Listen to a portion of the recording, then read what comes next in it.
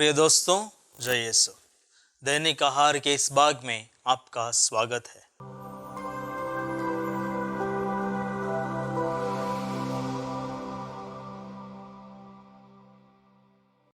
क्रिस्त में मेरे प्रिय भाइयों एवं बहनों, हमारे क्रिस्तीय विश्वास हमें सिखाता है कि हमारा जीवन केवल इस दुनिया का ही नहीं है, बल्कि हमें अनंत जीवन है।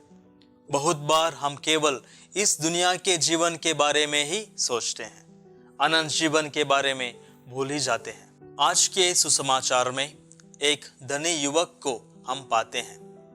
वो भी हमारे जैसे समाज में जी रहा था। उसने केवल इस दुनिया के बारे में ही नहीं सोचा, लेकिन उसके मन में अनंत जीवन प्राप्त करने का तरस था। क्या हमने कभी अनंत जीवन प्राप्त करने का इच्छा मन में लाया है?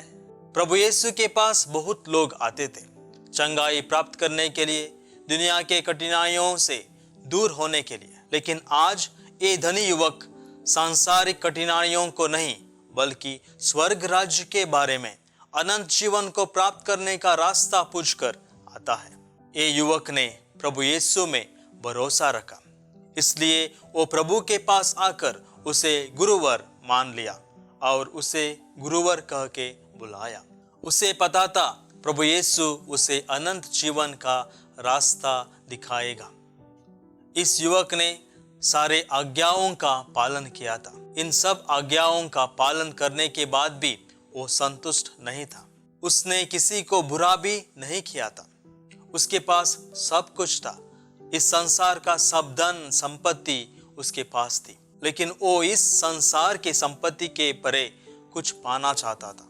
उसे आध्यात्मिक जीवन का अनुभव करना था।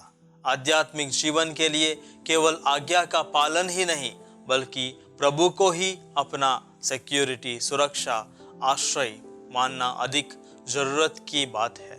इस युवक ने अपने संपत्ति को अपना सुरक्षा, आश्रय मान लिया। प्रभु को, ईश्वर को अपने सुरक्षा, आश्रय मानने में उसे मुश्किल और असंभव लगा।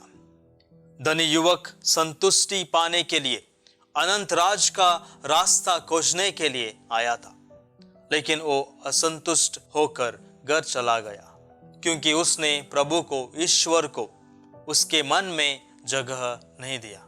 मगर इस संसार के संपत्ति के बारे में सोचकर उसने अपने मन को धन दौलत से भर दिया और उस धन दौलत को अपना आसरा मान लिया। इस दुनिया की संपत्ति को प्राप्त करके जीना गलत नहीं है, बल्कि उस संपत्ति, उस धन दौलत के अधिपत्य में जीना, उसका गुलाम बनकर जीना ठीक नहीं है। उस धनी युवक ने कुछ गलत नहीं किया, मगर उसने कुछ अच्छा भी नहीं किया। जो कुछ हमारे पास है वह परमेश्वर का देन है। उसे केवल हमारे लिए नहीं, बल्कि दूसरों के अच्छे के लिए भी उपयोग करें। केवल सांसारिक संपत्ति से धनी नहीं, बल्कि दिल से भी अमीर बने। इस तरह अनंत जीवन में प्रवेश पाना हमें आसान बन जाएगा। आमीन।